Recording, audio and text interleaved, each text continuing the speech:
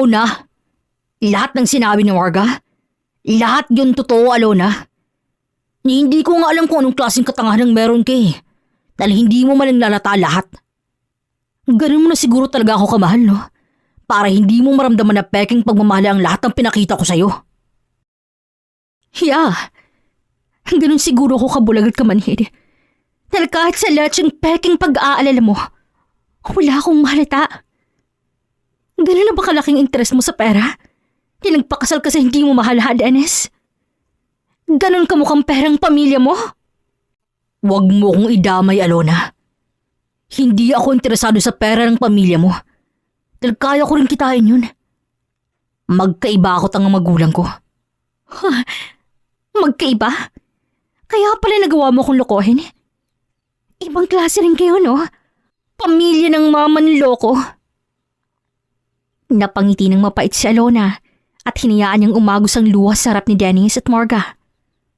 Wala siyang pakialam sa kung anong sasabihin ng dalawa. Dahil bukod sa kasama sa plano yon, ay hindi niya na kayang itago pang sakit na nararamdaman niya. Be happy, Dennis. Dahil magmula sa gabing to, malaya ka na. Bago dumating sa puntong yan, masaya pang relasyon ng dalawa. Kung hindi lang dumating ang babaeng sisira sa relasyon nila Dennis at Alona. Napakuyom ang kamao ni Alona nang makita niyang chat sa kanya ng kaibigan niyang si Marie. Isang larawan ang sinend ni Marie kay Alona kung saan naraw ng kanyang asawang si Dennis nakahiga sa kama habang nakangiting katabi naman ito ang pamilyar na babae. Anong ibig sabihin nito? Tanong ni Alona sa kanyang sarili. Napakuyom pa ang kamao ni Alona nang makita kung gaano kadikit ang katawan ni Dennis at ng babaeng katabi nito. Kasabay ng pagpikit niya dahil sa sobrang inis ay siyang pagdating ng kanyang asawang si Dennis.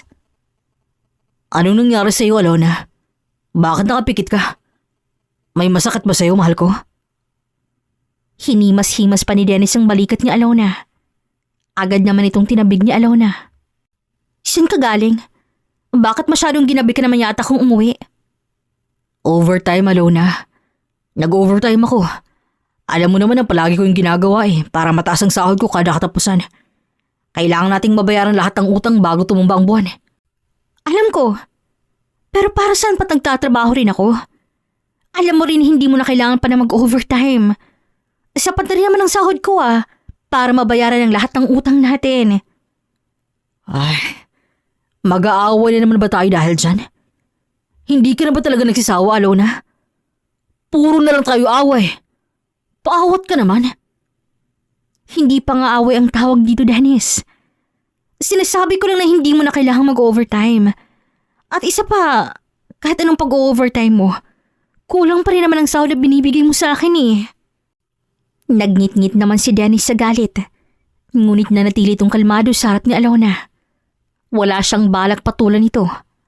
Habang si Alona naman ay handa nang makipag-away kahit may kasama pang pisikalan dahil hindi niya na kaya pang pigilan ang kanyang sarili. Inawat, Alona. Mag-usap lang tayo bukas.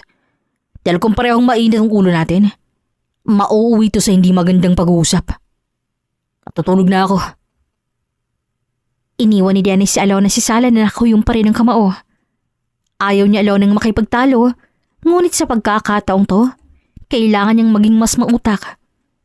Wala siyang balak palagpasin ang palilokong ginawa sa kanya ni Dennis. Kinabukasan, maagang pumasok si Dennis sa trabaho. Ni wala siyang pakialam sa presensya ni Alona na naggagayak na rin papuntang trabaho. Malakas sa buntong hiningang pinakawalan ni Alona bago tinapunan ng tingin si Dennis. Napapalabas na ng bahay. Anong mukha yun, Alona? Kiaga-aga nakabusangot ka. Paano tayo magkakaroon ng customer niyan?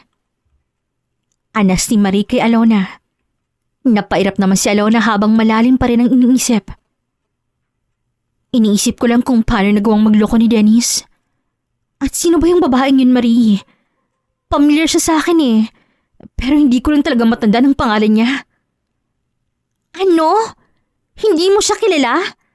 Seryoso ka ba dyan, Alona? Sobrang seryoso, Marie. Isa siyang sikat na model, Alona. Siya rin ang model ng clothing company kung saan kasalukuyan nagtatrabaho ang asawa mo. Siya, si Marga Samonte. Naningkit ang mata ni Alona sa kanyang nalaman. Wala akong pakialam kahit sikat pa siya, Marie. Gusto ko siyang pagbayarin sa lahat ng paninira niya sa pamilyang sinisimulan pa lang naming buoy ni Dennis. Oh, kalmahan mo lang. Huwag kang magpadalos-dalos. Kapag susugurin mo siya na wala ka malang panangga, siguradong sa huling matatalo ka lang rin. Anong gusto mong gawin ko, Marie? Hahayaan ko lang paniloko ng asawa ko? Hahayaan ko lang maging masay sila habang unti-unting nadudurog ang puso ko? Ganun bang gusto mong mangyari, ha, Marie? Lumapit naman si Marie sa kinaroroonan ni Alona at hinimas-himas ang likod nito. Franny, hindi ganun. Huwag kang ang OA. Ang sakin lang, kung gusto mo ng revenge, dapat may thrill. At syempre, may twist. Sumilay ang nakakalokang ngisi ni Alona sa narinig niya. Agad itong tumingin sa gawin ni Marie na nakangisi rin. I don't have any idea, Marie. Pero gusto ko yung idea mo. Tutulungan kita, Alona. Sa ngayon, tara na. Magtrabaho na tayo para hindi tayo masisanti ng dragon nating boss. Nauwi sa tawanan ng seryosong usapan ni Marie at Alona. Inabala ni Alona ang sarili sa pagtatrabaho habang nag-iisip ng plano kung paano niya huhuli ng asawa niyang si Dennis at ang kabit nitong si Marka. Mukhang manunuyo ang maniloko mong asawa, Alona. Anong ibig mong sabihin? Takang tanong ni Alona habang palabas sila ng restaurant. Si Dennis. Ayun no, sa labas. Oh, himala yata. Wala sa sariling sambit ni Alona. Mukhang late na kayong pinauwi, Alona. Hi, Marie. Saan ni Dennis ang makalapit ng tuluyan sina Alona sa gawin niya? Ngumiti lang sa kanya si Marie at nagpaalam na. Anong ginagawa mo rito, Dennis? Gusto ko sanang humingi ng sorry sa'yo, Alona. Sorry? Para sa naman? Sorry dahil sa nangyari kagabi. Hindi mo na kailangan mag-sorry. Pumunta ka ba rito para doon, Dennis? Oo. Pero bukod ron, gusto sana kitang ayaing kumain sa labas. At tuluyan ng napaawang ang labi ni Alona. Hindi niya maiwasang mainis dahil sa inaasta ngayon ni Dennis sa harap niya. Hindi pa rin alam ni Alona kung paano makikitungo kay Dennis ng maayos, lalo na't alam niya sa sarili niyang niloloko siya ng kanyang asawa. Sige, total once in a blue moon ka lang naman mag-aya. Sa halip na mainis si Dennis sa sinabi ni Alona, ay natawa nilang siya kahit halatang sarkastiko sa kanyang asawa. Pasensya ka na, Alona. Masyado lang talaga akong busy sa trabaho eh. Gayon ka rin naman, di ba? Pareho tayong abala sa trabaho para mabayaran ang utang natin dahil sa pagpapaksal nating dalawa. Alam mo, hindi ko alam kung matutuwa ba ako o maiinis, Dennis eh. Bakit naman? Mukha kasing nanunumbat sa tono ng pananalita mo. Hindi naman. Sinasabi ko lang naman, Alona. Tara na nga. Baka kung saan na naman makarating itong usapan natin eh. Nang makarating sila sa restaurant, agad inilibot ni Alona ang paningin sa paligid. Napaismin siya nang makita niya kung gaano kaganda ang motif ng resto. Hindi niya aakalain na sa kabila ng pagkalubog nila sa utang ay nagawa pa rin siyang dalhin ni Dennis sa mamahaling resto. Hindi ko inaasahan na afford mo pa rin ang ganito karanyang resto, Dennis. Once in a blue moon ang sabi mo, di ba? At isa pa, malapit ng anniversary nating dalawa, Alona. Buti naman at naalala mo na ngayon. Do you have a plan?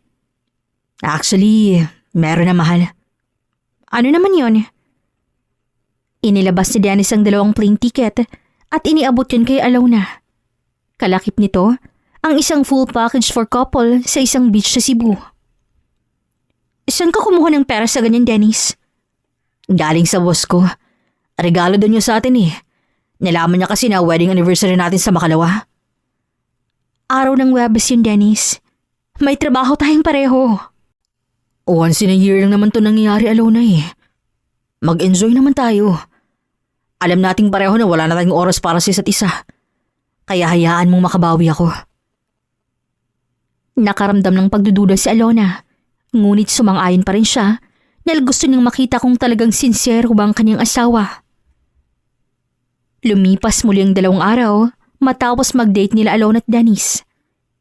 Napansin rin ni Alona na palagi nang maagang umuwi si Dennis sa bahay na siyang pinagtataka niya.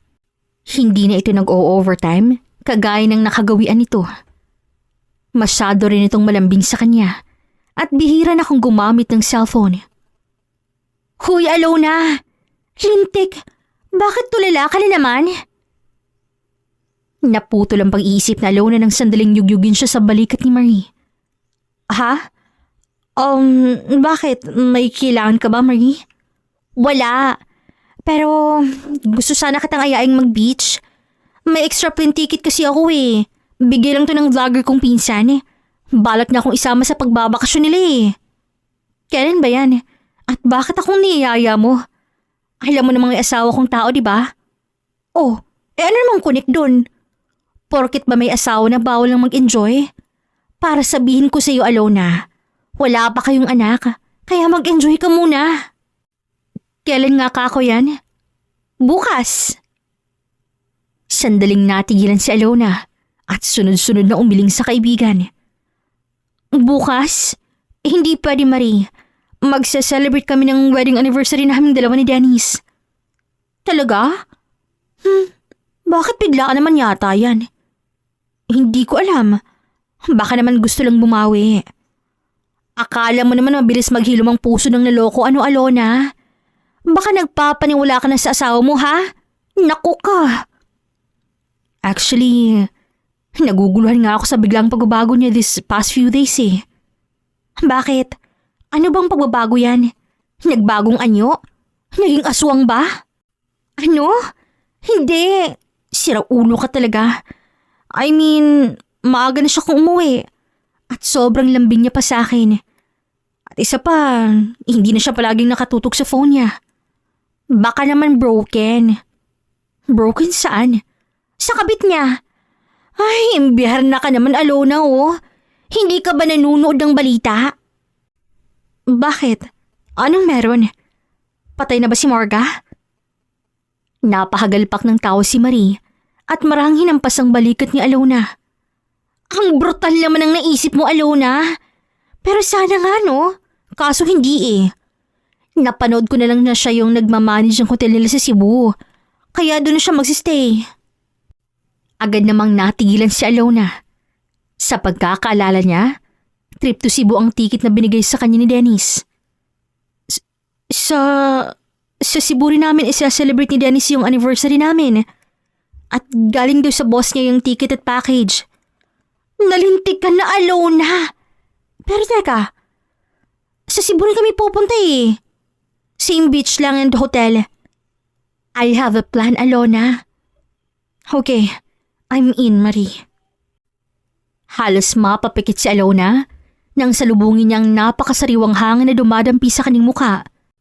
Masarap ding pakinggan ang hampas ng alon sa dalampasigan. Are you happy, Alona? Tanong ni Dennis sa kanya. Pilit nang umiti si Alona kay Dennis at tumango. Wala siyang balak ipakitang galit siya at nag-aalboroto ang kanyang dibdib. Thank you for bringing me here, Dennis. My pleasure, Alona. Happy wedding anniversary. Ginawa rin ni Dennis ng halik si Alona. Agad din naman itong kumawala. Okay lang bang mauna ka na sa hotel, Dennis? Gusto ko munang maglakad-lakad sa dalampasigan habang maaga pa. Samahan na kita. Huwag na. Hindi naman ako magtatagal eh. Gusto ko lang talagang makalangkap ng sariwang hangin. Wala nang nagawa si Dennis kundi ang sumang-ayon sa gustong mangyari ni Alona. Kaya nauna na lamang siya sa hotel.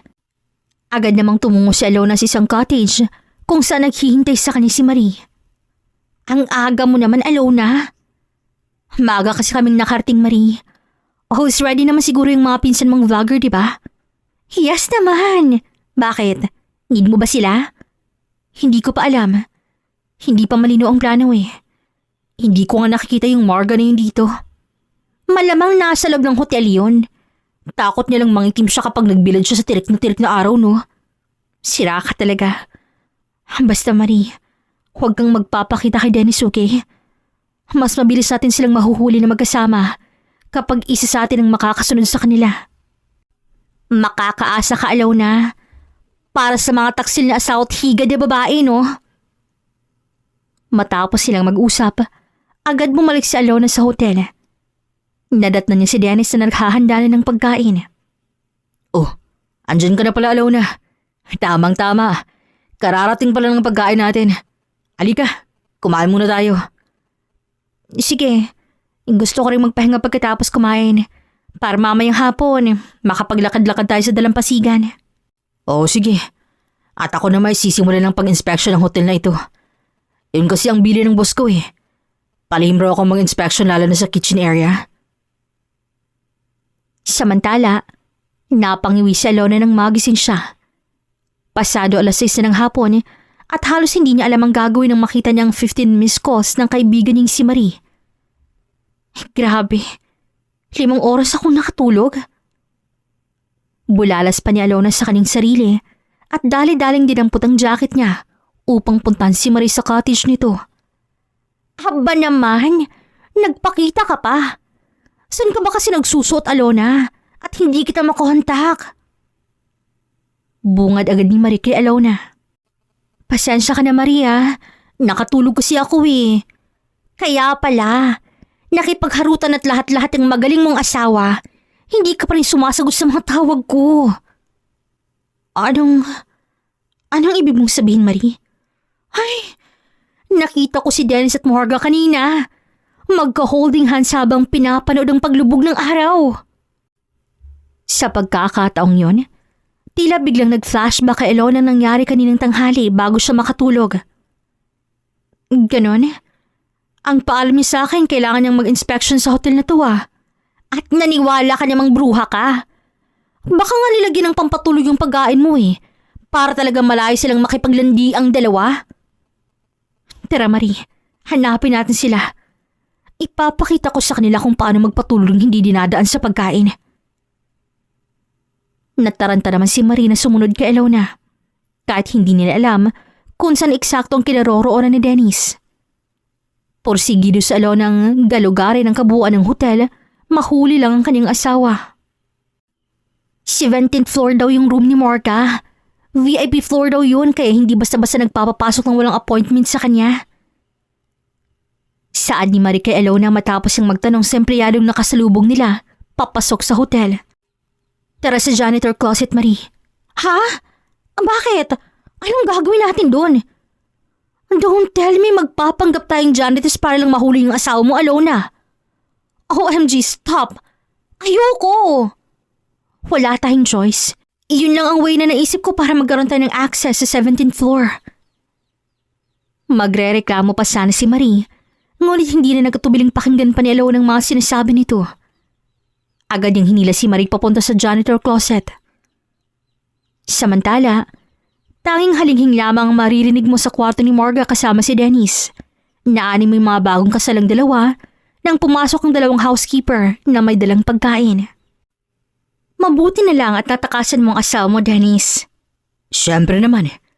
Mabilis lang namang mauto ang asawa ko, babe. Sa bagay. Hindi niya nga nahalata eh. Na niloloko mo siya ng harap-harapan. Ang tanga rin niya sa part na yon. Yeah. Masyado akong mahal ni Alona. Kaya kahit magloko ako, hindi nun mapapansin. Nakafocus lang yun sa feeling niya para sa akin eh. Baka nga kapag nalaman niyang niloloko ko siya pang lumuhod sa harap ko para magmakaawa na wag ko siyang iwan. Malakas namang tumawa si Morga at lumapit kay Dennis. Ngunit napairap siya dahil napansin niyang kanina pa naroon ang dalawang housekeeper. Oh, wala ba kayong balak lumabas? Kanina pa kayo dyan ah. Hayaan mo na, babe. Ginagawa lang nila yung trabaho nila. Just focus on me. Ngayong gabi, sa akin ang dapat ang atensyon mo. Eh paano yung tanga mong asawa, Dennis? Paano kung magising siya? Don't worry. Nag-iwan ako ng notes sa table. Sabi ko kailangan ko mag-inspection. Baka maghinala. Hindi yun. Hindi niya nga napansin yung pampatulog na nilagay ko sa pagkain niya eh. Ganun katanga si Alona, Morga. Napahagalpak ng tao si Morga. Sinabay naman ito ng malakas na tawa rin ni Dennis at kaagad itong hinalikan. Samantala sa kabilang banda, Nanginginig ang kamay ni Alona habang pinupunasan ang baso sa table. Mas lalong nagpantig ang tenga niya si sinabing ni Dennis. Kaya wala na siyang nagawa kundi ang sumugod. Maging si Marga ay napahinto nang makita niya kung paano malakas sa sapakan ng isa sa housekeeper si Dennis. Dumugo pang ibabang labi nito. OMG Dennis! Are you okay? You! Who are you, ha? Alam mo ba na pwede kitang tanggalin sa trabaho mo sa ginawa mo sa boyfriend ko? Bakit ka ba biglang nananapak? Sino ka ba? Anong kasalanan ko sa'yo? Napangisi si Alona at marahas na tinanggal ang face mask. Samantalang gulat naman ang naramdaman ni Marga at Dennis. Alona? Anong ginagawa mo rito? Bakit ka nakabihis ng ganyan? Oo nga. Ganun ka na ba kadesperada pagdating sa pera? At hanggang dito, ayaw mong magpa-out sa part-time job? Hindi ako interesado sa pera nyo. At ikaw, Dennis, ha? Masaya bang mag-inspection? Oo. Actually, last room na to. Umalis na tayo dito, Alona. Huwag na nating disorbohin si Mawarga. Sa pagkakataong yon, si Alona naman tumawa ng malakas at masamang tumingin kay Dennis. Bentang-benta yung astahan mo, Dennis, ha? Masyado kang playing safe. Gen Z ang atake. Ano bang pinagsasabi mo, Alona? Halika na. Pitawan mo nga ako. Tingin mo ay bingi ako para hindi ko marinig lahat ng pinag-uusapan ninyo, ha? Nakalimutan mo yatang kanina pa kami rito. Kung ano man ang narinig mo, don't take it seriously, Alona. We're just joking. Right, Mamarga? Malakas si sinampal ni Alona si Dennis. Hindi ako makapaniwalang sa kabila ng nakita at narinig ko ay nagawa mo pa rin magsinungaling, Dennis. Bakit? Ano sa tingin mong mangyayari once na ininsist mo na wala lang lahat ng napag-usapan niyo nitong malanding higad na to, ha? Sasama ako sa'yo at makikipagtawanan na parang walang pang-iinsultong naganap? At anong sabi mo? Tanga ako? Ganun ka ba kakumpiyansa na habang buhay akong tanga pagdating sa'yo? Nang akmang hahawakan ni Dennis si Alona sa braso, ay agad niya itong nilayo at muli niyang ginawaran nito ng malakas sa sampal. Nanatiling kalmado si Dennis at umaasang mapapaamo si Alona katulad ng madalas niyang ginagawa sa tuwing magtatalo sila. Ngunit nabigo siya. Stop it! Stop it! Fine. May relasyon kami ni Dennis. And yes, niloloko ka niya. But who cares, right? I mean, look at you. You're so ugly, Alona. Tingnan mo naman si Dennis. Masyadong malayo ang physical appearance niyong dalawa. Hindi kayo nababagay. Pagsingit ni Marga sa usapan, nagpanting ang tenga ni Alona at agad yung sinugod si Marga at marahas ang hinila ang buhok at kinaladgad palayo si Dennis.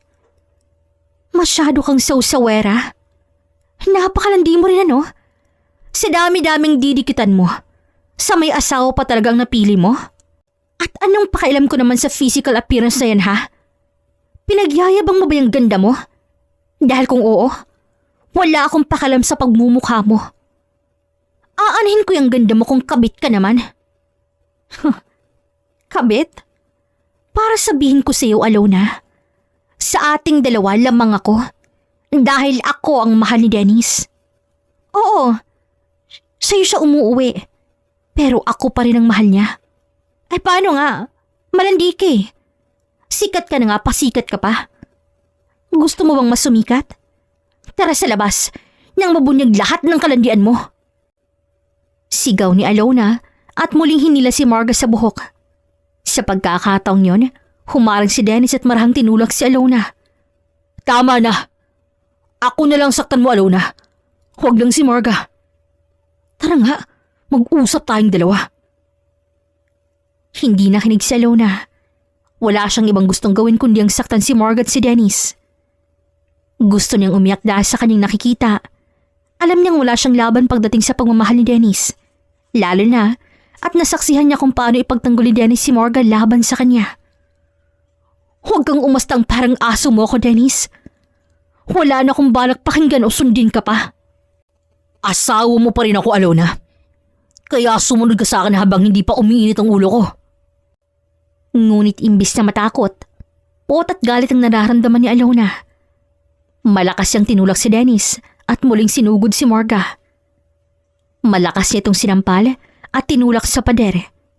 Hindi pa siya nakontento at kinaladkad pa niya ito. Kung alam ko lang na panalokong kapalit ang lahat ng sakripisyong ginawa ko sa iyo, Dennis. Sana pala noon pa hiniwalay na kita. You should blame yourself, Alona. Kasalanan mo lahat ng to. Niayaw ko pang matali sa lintik na kasal na yan eh. Pero you insisted. Minadali mo yung kasal nating dalawa. What? Minadali ko? O minadali ng pamilya mo para lang maisalba ang lintik na kumpanya nyo? You think I am a dumb, ha, Dennis? Aware ako na kaya mo ako pinakasalan dahil kayang isalba ng pamilya ko nang hihingalin yung kumpanya. Pero ni minsan hindi ko yung ginawang big deal. Kasi akala ko, gusto mo na rin mag-settle down. Kasi nga di ba sabi mo mahal mo ako? Pero ganito bang pagmamahal na sinasabi mo nun sa akin? Ang saktan ako? Ang sisihin lahat sa akin? You can't blame me, Alona. Sinisisi ba kita? Ni hindi mo makita yung effort at sacrifices ko, Dennis. Ni hindi mo ma-appreciate lahat ng ginagawa ko para lang matulungan kang mabayaran ng lahat ng utang ng pamilya mo. Na ginamit lang para makasal ka sa akin. Hindi ko sinabing tulungan mo ako, Alona. Nagkusa ka. Nagkusa ako dahil pinaparamdam mo sa akin na responsibilidad ko yun. Dahil ginusto kong matali sa'yo. Oo nga, marahil tama ka. Minadali ko ang maitali sa'yo. Kaya itong napala ko. Pero nakaka-insulto lang sa part ko na ipinagpalit mo lang ako sa isang model na mababa pang standards. Ha? Ako? Mababang standards? Baka ikaw. Akala mo talagang minamahal ka ni Dennis? Hindi ano? Gusto mo bang malaman kung ilang taon na kami, ha? Marga, stop. Why, Dennis? Hindi ba't gusto mo na rin makipaghiwalay sa lintik na babaeng to? At tungkad lang sa relasyon nating dalawa eh. Sige. Tell me, Marga. Alona, please. Shut up, Dennis. Sabihin niyo na lahat ng kailangan kong malaman ngayon. Well, your wish is my command. 6 na taon na kaming magkarelasyon, Alona. Pero dahil mayaman ang pamilya niyo, pinilit ang tatay ni Dennis sa landiin ka at pakasalan ka para sa kumpanya nila. Kaya ang totoo, sa ating dalawa ikaw ang kirida. Maninira ng relasyon. Kaya sinikap kong maging mas mayaman sa pamilya niyo eh. Para maging masaya na ako at si Dennis. Kaso ang totoo, pilit na lang ang pakikisama sa'yo ni Dennis. At awa na rin dahil masyado kang baliw na baliw sa boyfriend ko. Hindi makapaniwala si Alona sa mga narinig niya. Tumingin siya sa gawin ni Dennis. Umaasang mahanap niyang kasagutan, ngunit bigo siya. Totoo ba ang lahat ng sinasabi ng babaeng to, Dennis? Don't mind her, Alona. Lasing lang si Marga. Lasing? Mukhang bang may alak tayo rito, ha, Dennis? Are you going to deny those hurtful truth, ha? Marga, enough. Just tell me the truth, Dennis. Nagulat si Dennis at Marga sa tonong iyon ni Alona. Napayuko si Dennis at kinukurot ang kanyang sarili. Samantala sa kabilang banda, naroon si Maria ang kaibigan ni Alona. Nakayuko at naaawa na para sa kaibigan ng si Alona. Ngunit hindi niya ito magawang lapitan. Kaya mo yun, Alona. Malapit na. Usal ni Maria sa kanyang sarili at tinext na ang pinsan nitong vlogger dahil malapit nang lumabas si Alona. Ano na? Habang buhay ka na lang ba dyang yuyuko, Dennis? Habang buhay kang magiging duwag, ha? Oo na. Lahat ng sinabi ni Marga, lahat yun totoo, Alona. Na hindi ko nga alam kung anong klaseng katangahan meron ka eh. Dahil hindi mo man lang nahalata lahat. Ganun mo na siguro talaga ako kamahal, no? Para hindi mo maramdaman na peking pagmamahal ang lahat ng pinapakita ko sa'yo. Yeah. Ganun nga siguro ako kabulag at kamanhid. Dahil kahit sa lahat yung peking pag-aalala mo, wala akong halata. Ganun na ba talaga kalaking interes mo sa pera? Na nagpakasal ka sa hindi mo mahal ha, Dennis? Ganun ka mukhang pera ang pamilya mo? Huwag mo akong idamay, Alona.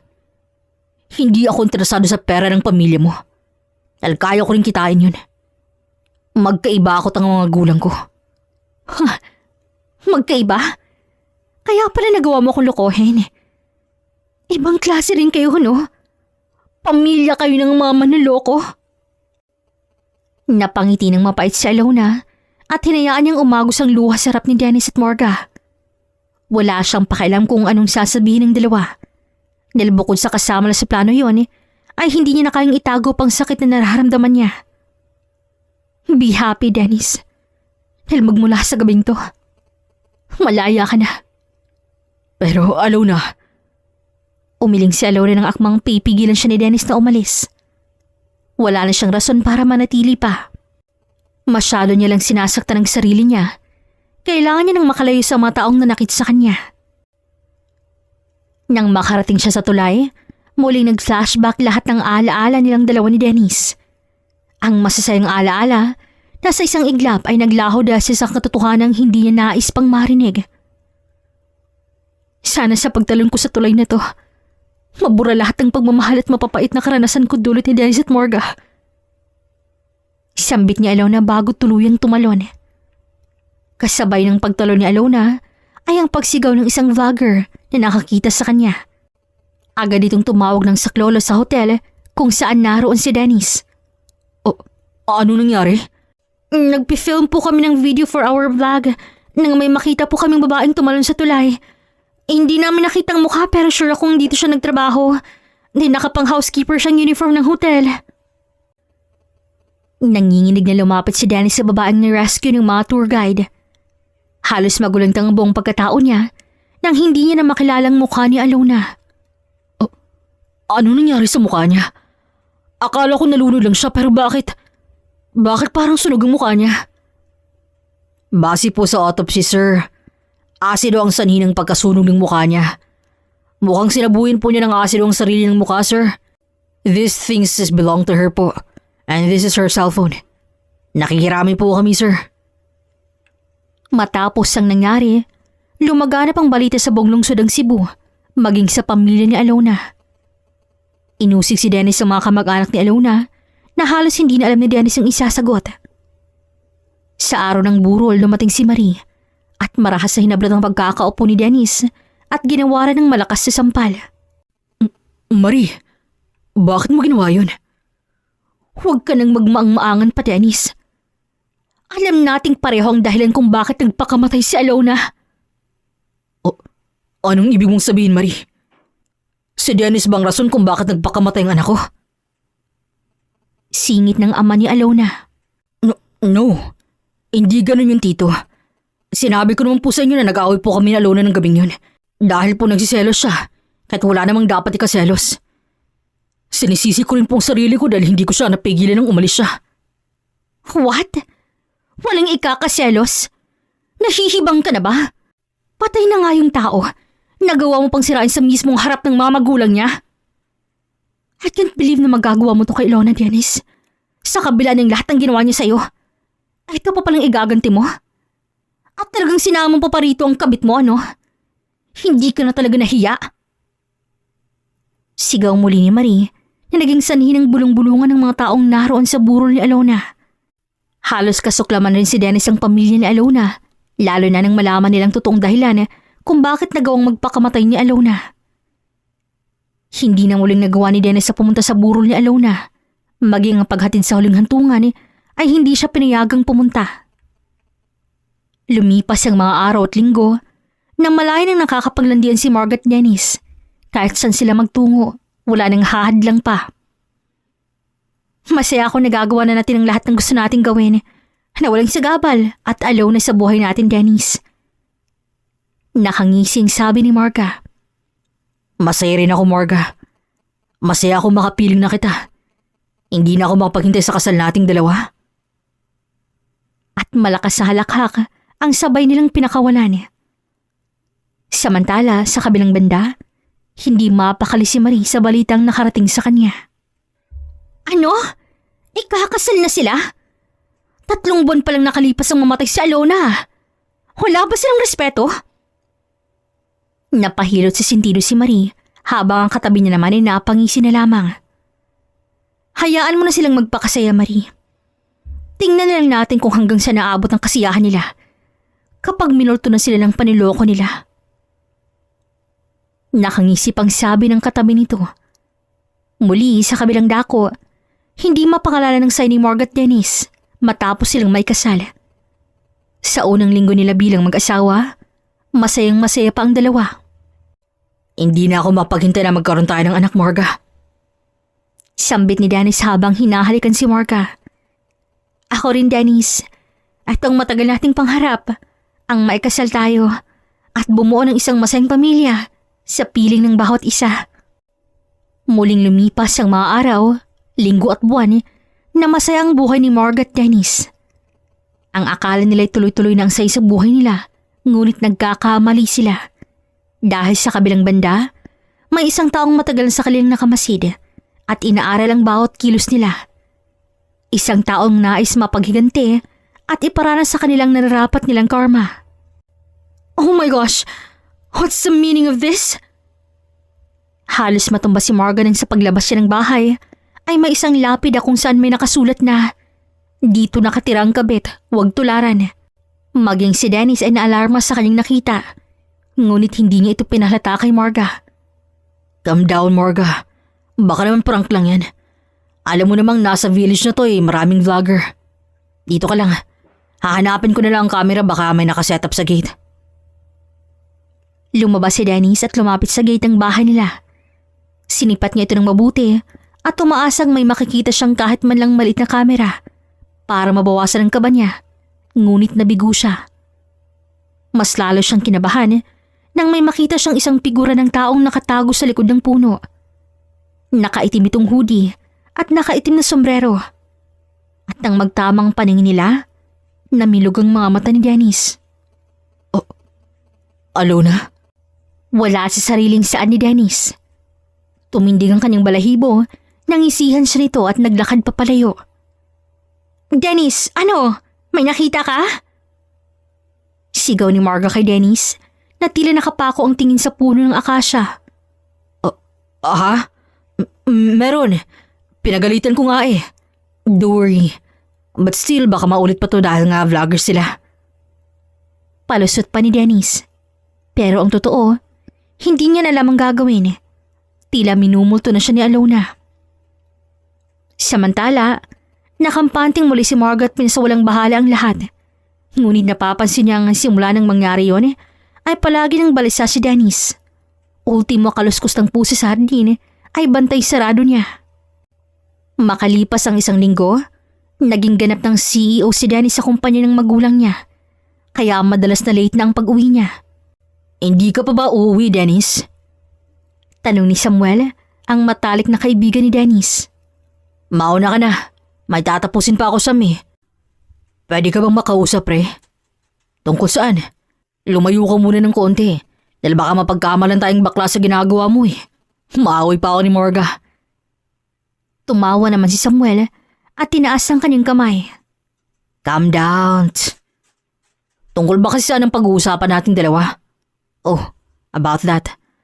Actually, nakwento kasi ni Morga na you look not fine. Kaya gusto kitang kamustahin. Ayos ka lang ba? Ha? Abay, oo naman. Bakit? Ano bang sinasabi sa'yo ng asawa ko? Palagi ka ro kasi balisa simula lang may nagprank sa inyo. Natigilan naman si Danny sa narinig. Hindi niya inaasahan na mahahala tayo ni Morga. Ang totoo, minumulto na ako ni Alona, Sam. Anong ibig mong sabihin, Dennis? Nakita ko siya ng araw mismo nang may makitang lapida si Morga sa harap ng pinto ng bahay namin. Sigurado ka ba dyan? I mean, patay ni si Alona, Dennis. Baka naman namamalikmata ka lang. Hindi ko rin alam eh. Napapraning na nga yata ako dahil doon. Nakakapraning talaga manloko, Dennis. Pero mas nakakapraning kung minamahal mo siya. Anong ibig mong sabihin, Sam? Totoo bang hindi mo minahal si Alona? I mean, hindi ka kasi magkakaganyan kung wala kang pakialam sa kanya at the first place. Minahal ko din naman siya, Sam. Pero mas mahal ko nga lang si Marga. Kung sana sinabi mo sa akin ng una pa lang, edi sana hindi umabot sa ganito, Dennis. I'm sorry. Minsan hindi ko magawang mag-sorry kay Ilona eh. Hindi ko nga rin nagawang mag-sorry sa'yo, Sam. Kaya I'm so sorry. Napailing lang si Samuel. Masama pa rin ang loob ko sa'yo, Dennis. Pero mas galit ako sa sarili ko na hindi ko nagawang umamin kay Ilona ng gusto ko siya. Lintik. E di sana hindi siya naikasal sa'yo at pareho pa tayong naging masaya. I hurt Ilona so much. And I can't blame Marie kung sakaling ipaghiganti niya si Ilona. Best friend niya yun eh. Pero sana huwag niyang saktan ng pisikal si Marga. Matapos ang pag-uusap ni Dennis at Samuel, muling lumipas ang araw at linggo. Ang akala ni Marga ay magiging maayos ng lahat. Lalo pa nang ipalam niya kay Dennis na buntis siya. Ngunit nagkakamali siya. Nabulabog muli ang buhay niya nang may makita siyang lapida sa loob ng kotse niya. Dito nakatira ang kabit. Huwag tularan. Pagbasa niya sa nakasulat sa lapida, tumindig ang balahibo ni Marga nang may mamataan siya sa hindi kalayuan. Isang figura ng taong katulad ng nakita ni Dennis. Nakaitim na hoodie at naka-black cap. Oh, Ilona? At katulad ng kay Dennis, pangalan din ni Ilona ang naisambit ni Marga nang makita niyang mukha ng tao. Nakakalokong ngisi ang ginawad sa kanya nito at naglakad palayo. Agad tinawagan ni Marga si Dennis upang puntahan siya. Ano nangyari, Marga? Anong ginagawa mo rito? Nag-aalalang tanong ni Dennis sa asawa. Agad naman itong tinuro ang lapida sa loob ng kanyang kotse. Nakita ko si Ilona, Dennis. Nakita ko siya. Ano bang pinagsasabi mo? Patay ni si Ilona, Marga. Nakita ko siya kanina. Tama na. Pagod at takot lang yan. Huwag nating idamay dito ng mayapang tao na. At isa pa, don't stress yourself. Makakasama yun sa batang nandiyan sa sinapupunan mo. Hindi na pinakinggan pa ni Dennis sa mga sinasabi ni Marga. Nakaramdam din siya ng kaba, pero hindi na tulad ng dati. Umaasa si Dennis na si Maring may gawa nun at ang nais lang ito'y takutin si Marga. Ngunit kinabukasan, halos nabulabog lahat ng empleyado sa kumpanya. Napag-aari ni Marga nang muli itong sumigaw. Oh my gosh! Who did this? Pagturo niya sa isang lapida. Hindi na alam ng mga empleyado ang gagawin, lalo pa nakita nila kung paano dumalo ang dugo mula sa hita ni Marga. Nakahawak pa ito sa kanyang dibdib at tuluyang nawala ng malay. At sa bawat lapidang yon, may nakaukit na oras at petsa. Mga sandaling muntik siyang madisgrasya. What happened, Doc? Where's my wife? Sigaw ni Dennis sa loob ng ospital nang sandaling makapasok siya dito. Nakasunod sa kanya si Samuel na bagot na bagot. Okay lang asawa mo, pero sad to say, hindi namin naisalba ang bata. Nakuna ng asawa mo. Nanginginig na napasa po ng noo si Dennis. Nagtatangi siyang tumingin kay Samuel. Samahan mo ako kay Marie, Samuel. Samantalang sa kabilang banda, naroon si Marie. Magiliw na nakikipag-usap sa customer nang bigla siyang higitin ni Dennis sa kanyang braso. What the heck? Anong ginagawa mo, Dennis, ha? Bitawan mo ako! Sigaw ni Marie. Agad binalibag ni Dennis ang braso ni Marie at nagpagitna naman si Samuel. Siguro naman titigil ka na ngayon. Dahil nakuha mo ng gusto mong hustisya para kay Ilona, di ba ha, Marie? Ano? Anong hustisyang pinagsasabi mo? Huwag ka nang magmangmaangan pa. Alam ko na alam mo kung anong ginagawa mo. Alam ko na ikaw may kagawa ng lahat ng pananakot kay Marga. Pananakot? Nasisiraan ka na ba ng utak, ha? Ano ako? Bata para takutin ng lintana yon? Gumawa ka pa talaga ng skandalo para sa pambata mong bintang buwisit ka? Oh, come on, Marie. Just admit it. Ikaw nagpapadala ng lapida sa harap ng bahay namin. Sa loob ng kotse ni Marga. At kanina sa harap ng opisina niya. At higit sa lahat, ikaw rin yung taong nakita ko nun sa village namin. Nagsalubong ang kilay ni Marie sa mga pinagsasabi ni Dennis. Ni hindi niya maintindihan ng mga ito. Alam mo, Dennis, kung gusto kong maging ganti para kay Alona, hindi ako gagawa ng ganyan ka-slow na pagpatayo, okay? Kaya kong sampalin sa harap mo si Marga. Kaya ko rin siyang patay na walang kahirap-hirap. Hindi ako maglalaan ng panahon para pagurin ng sarili ko na takutin kayo. Kaya huwag kang mambintang. Dahil baka samain ka pa sa akin. Naguguluhan na rin si Dennis sa mga nangyayari. For me lang I think may point si Marie, Dennis. Kasi alam mo, kilala natin tong si Marie. Hindi to mahilig manakot dahil maski siya matatakutin din. Pagsingin ni Samuel na kinasama ng tingin ni Marie. Gulong-gulo na ako. Nakulan si Marga. Tapos hindi ko na alam kung sino ba talagang may gawa ng lintik na pananakot na yun. Malamang kinakarma ka na sa lahat ng paniloko mo kay Alona noon. Baka nga minumulto ka na niya eh. Dahil galit na galit siya sa inyo bago siya mamatay. Umuwi si Dennis at Samuel na walang napala kay Marie. Hindi na rin alam ni Dennis ang gagawin. Lumipas muling araw at linggo na akala nila Dennis at Marga ay magiging maayos na ang lahat. Ngunit nagkakamali siya. Dahil isang gabi, habang mahimbing nang natutulog, ay agad siyang nagising dahil sa lakas ng kalabog sa kama niya. Sino ka? Sigaw pa ni Marga nang may makita siyang anino. Sumibol ang kaba sa dibdib niya nang muli siyang makakita ng isang lapida sa kanyang kama. Sabi ko naman, hindi ako mamamatay hanggang hindi kita napapatay. Halos matumba si Marga matapos siyang mabasang nakasulat sa lapida. Hindi na ito tungkol sa pagiging kabit niya. Samantala, agad binuksan ni Dennis ang pinto papasok sa kwarto nila nang marinig niyang sigaw ni Marga nang nasa garahe siya. Marga? Nanginginig si Dennis na lumapit kay Marga na walang malay at mas lalo siyang nanginig dahil sa nakita niya sa kama nila. Alona, forgive us please. Please lang tigilan mo na kami. Nagsusumamong sabi ni Dennis. Isa-isa na rin nagsitaluan ang luha niya.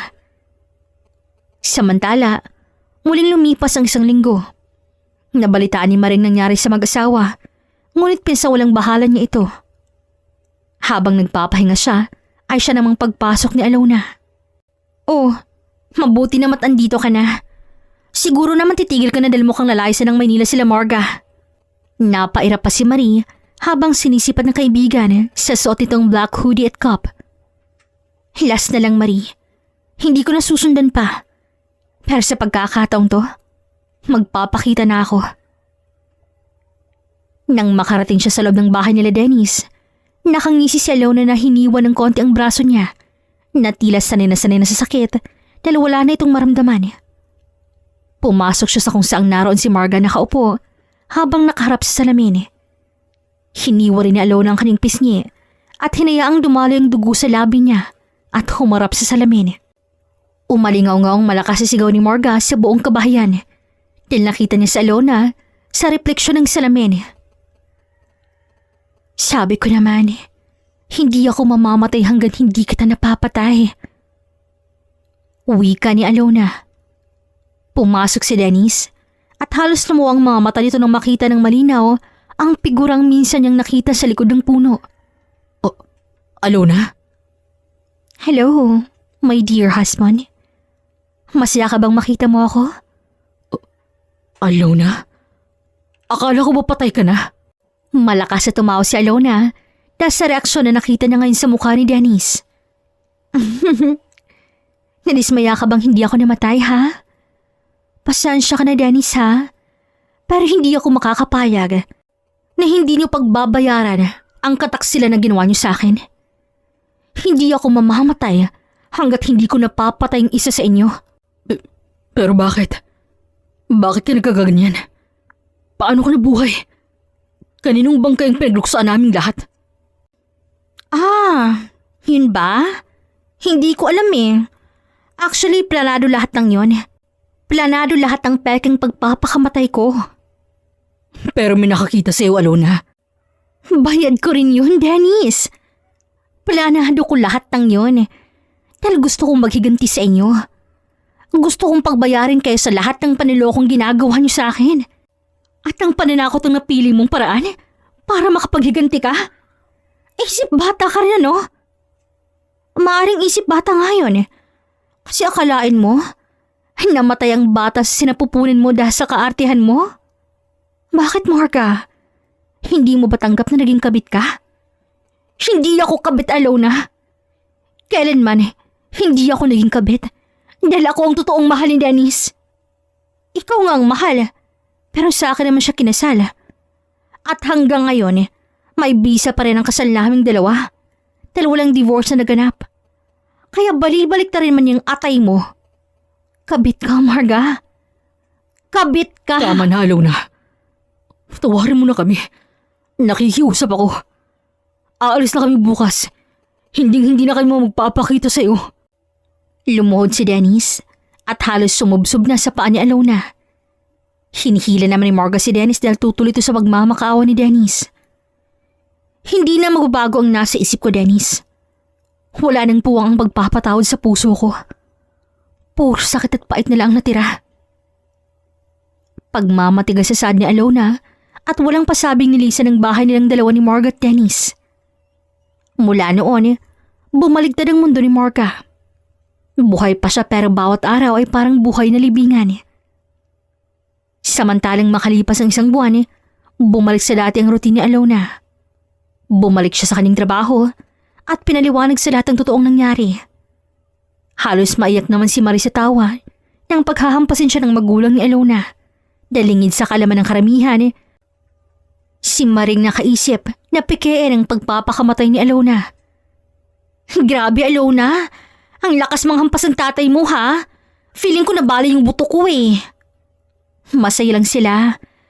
Maging ako may masaya dahil sa wakas. Malayo na akong makakapaghilom ng sugat. Buhat ang nakaraan. Tama yan. Anong balak mo? Pupunta ka sa States para mag-heal? Aba, taray. Mukha ba akong mapera para dyan, Marie? Aba, syempre no. Diyos mio. Sanabing mo ba namang pinagdaanan mong paninakot? Patapos ng November pero kung makapanakot ka naman akala mo Halloween pa. Sisihin mo yung mga pinsan mong vlogger, ano? Lintik na yon. Sa dami-daming naisip na pananakot, lapid na pa talaga. Kahit ako natakot sa sarili kong multo eh. Pero gagi, no? Yung galit ng hilaw mong asawa nung pumunta siya sa shop ko ay literal na sumabog talaga.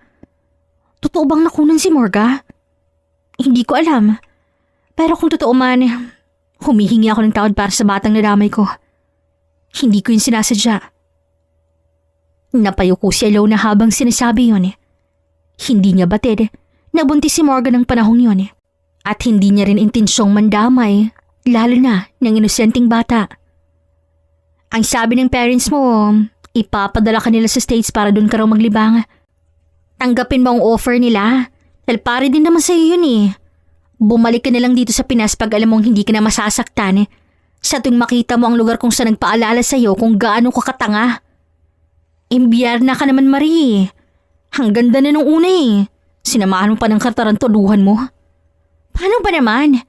Nakita ko si Samuel. Yung sinasabi ko na may gusto sa'yo nung college pa. Pero si Dennis ang naging boyfriend mong buwisit ka. Psst. Pass na yun, okay? At saka, huwag mo nang idamay pa dito si Samuel. Masaya na yun sa buhay niya. O siya, mag-impake ka na. Huwag mong kakaligtan ng imported kong chocolate ha. Every month dapat merong packages galing sa'yo. Katulad ng sabi ni Marie, pumunta nga si Alona sa Paris para muling hanapin ang rason upang makapagsimula siyang muli. Rason kung saan natatawag ng dahilan upang hindi na siya mag-self-blame. Lumipas ang mga araw, linggo at buwan na mag-isa si Alona sa Paris. Palagi siyang tinatawagan ng mga magulang niya at ni Marie upang kamustahin ang kalagayan niya. 5 buwan na siyang nasa Paris. Para hindi siya maboard, ay nagtayo siya ng maliit na coffee shop upang doon ituon lahat ng kanyang atensyon. Alona? Kunot nung sinipat ni Alona ng isang lalaking tumawag sa kanyang pangalan.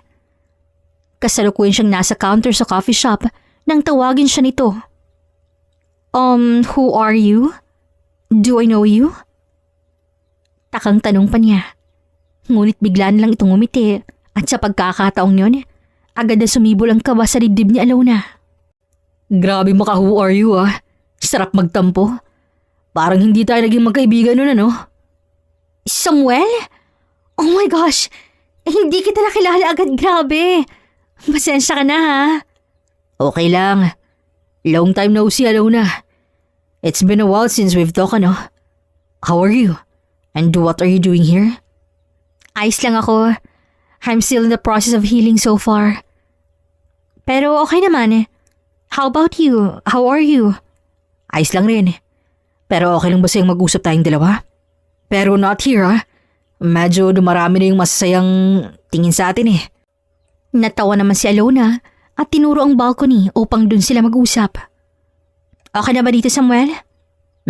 Oo. Hindi ka naman siguro pagagalitan ng boss mo? Hindi yan. So ano nga? Kamusta ka na, Samuel? Okay naman. Abogado na. Oh wow, congrats! May client ka ba dito? Meron. At masaya ako na tinanggap ko yung offer nila dito. Bakit naman? May mga nire-reject ka bang client? Wala. Bawal yun. Kahit suspect pa yung dedepensahan namin, bawal kaming mag-reject ng client. Ganun pala yun. Ang hirap nun ah. By the way, andito ka ba para makapag-heal ka, Alona? Oo. Sa dami kasi na nangyari, parang ayaw ko na magstay sa Pinas eh. Imbiyar ng experience ko doon. Puro sakit sa puso. Ako nang humihingi ng tawad para kay Dennis, ha? Don't be sorry. Hindi naman ikaw nag-look sa akin, no? Kaya huwag mo ugaliing humingi ng tawad para sa iba. Yeah. Pasensya na. By the way, nabalitaan mo na bang nangyari kay Marga? Marga? Bakit? Anong nangyari sa kanya? Naaksidente si Marga at Dennis habang nagmamaneho papunta sa probinsya nila sa Leyte. Namatay si Marga habang buhay naman at paralisado si Dennis. Oh, I don't know what to say. It's okay, Alona. Gusto ko lang naman ding malaman mo eh. And you know what? Malaking pagsisisi ni Dennis na nasaktan ka niya. Nung una pa lang na pananakot mo sa kanila, alam niya nang ikaw yun. Pero hindi niya lang makumpirma dahil hindi ka niya malapitan. Inamin niya sa akin kung gaano siya nasaktan nang masaktan ka niya. Bakit mo sinasabi yun sa akin ngayon, Samuel? Kasi kung andito ka para mag-heal, hindi ka lubos na maghihilom kung hindi ka nagpapatawad. Bakit mo naman nasabi yan? Dahil kaakibat ng paghihilom ang pagpapatawad, Alona. Don't say that, Samuel. Hindi ka nakakasiguro. Hindi naman ikaw nasaktan. Hindi ikaw niloko at pinagtaksilan. Kaya hindi mo alam ang nararamdaman ko. Hindi mo alam kung gaano ko gustong mamatay na lang. Alam ko naman yun, Alona. Alam kong wala ako sa posisyon mo para diktahan ka. Pero sa healing process, I've been there before, Alona. Kagaya mo nasaktan din ako. Pero hindi na ako na fully healed. Kasi hindi ko natutunang magpatawad eh. Kaya nung umuwi rin ako sa Pinas, sinikap kong turuan ng puso kong magpatawad. Tapos ka na ba, Samuel? Kasi kung oo, lumayas ka na sa harap ko at ayaw na kitang makita pa. Reset. Masyado kang pabibo eh. Don't dictate what I need to do.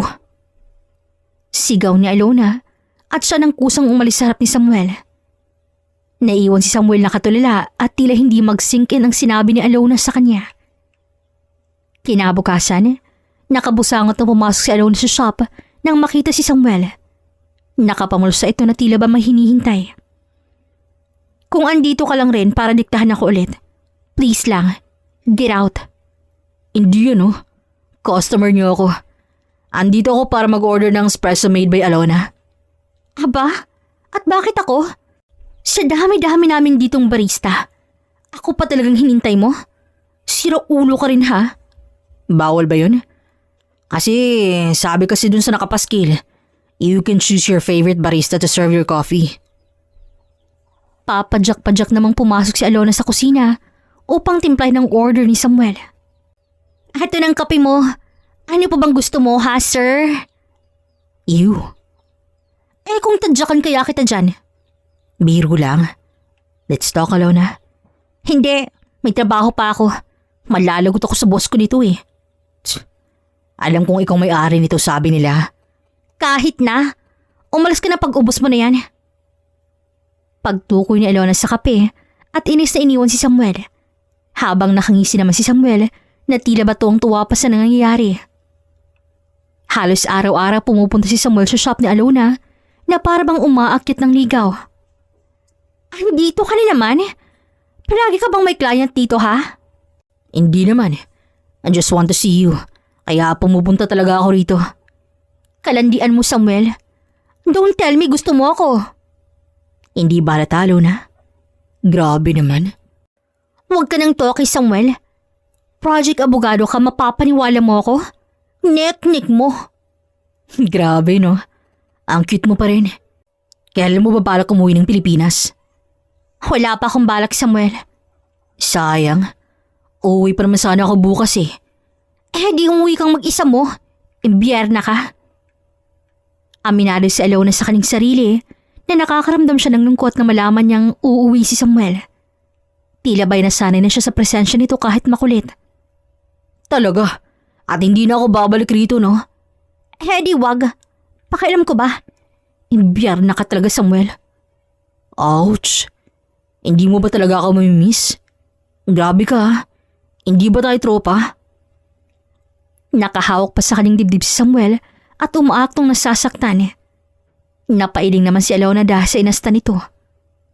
Ewan ko sa'yo, ang harot mo. Lumipas muli ang mga araw at linggo at walang Samuel ang gumugulo kay Alona. Mabuti na lang at binisita siya ni Marie. Oh my gosh, Alona! I miss you, girl! It's been a month? Here talaga yun, Marie. I miss you too. Kamusta ka? Ayos naman. Ikaw ang kamusta? I heard, nagkita daw kayo ni dalawa ni Samuel? Spill the tea, leche! Kumalma ka nga muna. Saan mo naman nalaman na nagkita kaming dalawa ni Samuel? Sinabi niya mismo sa akin. Nagkita kayong dalawa ni Samuel? Last week, busy nga yung tao eh. Ang dami daw niyang client at sabihin ko raw sa'yo. Hayaan mo siya. Kumusta ka nga pala?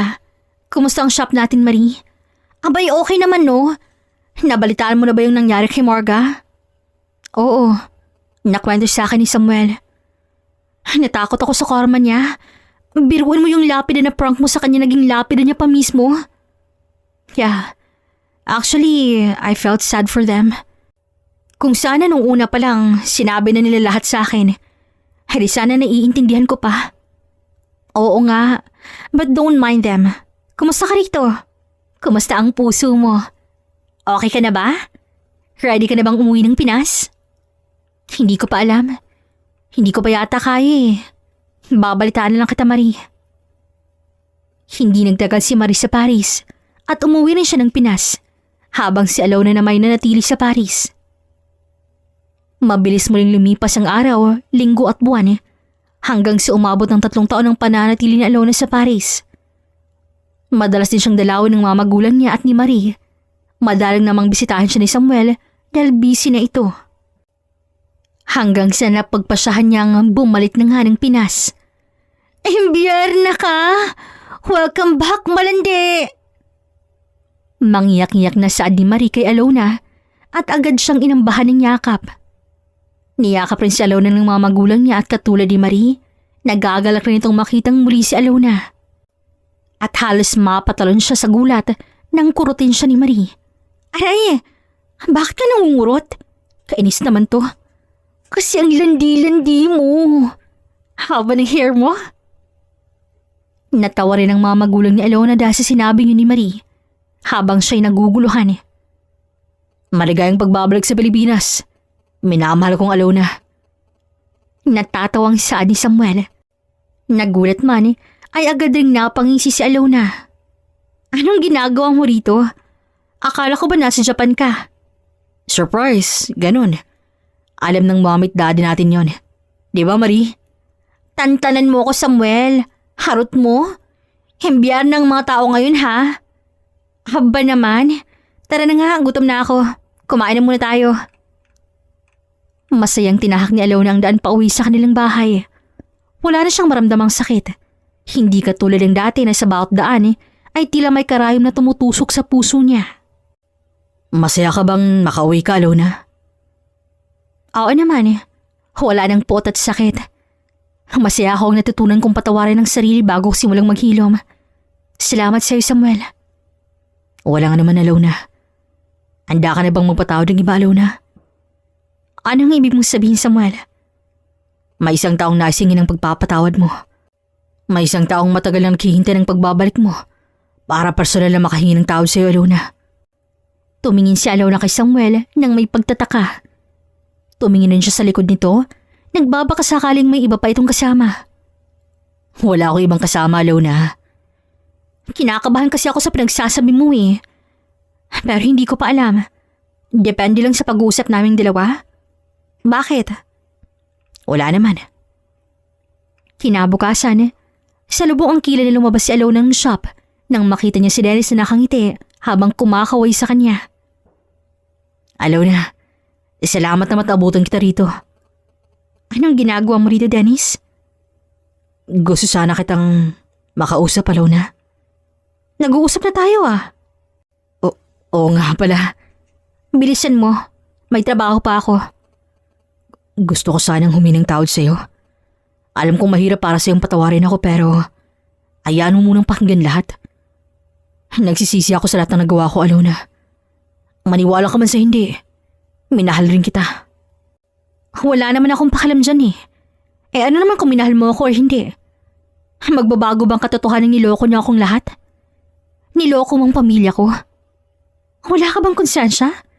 Minsan ba hindi mo maramdamang makonsensya habang katabi mo ako matulog? Habang kausap ang mga magulang ko?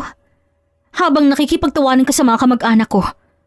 Habang inaayos ko mga papeles ng kumpanya yung sinasalba ng pamilya ko? Sa totoo lang, nahihirapan akong patawarin ka, Dennis. Naiintindihan ko, Alona.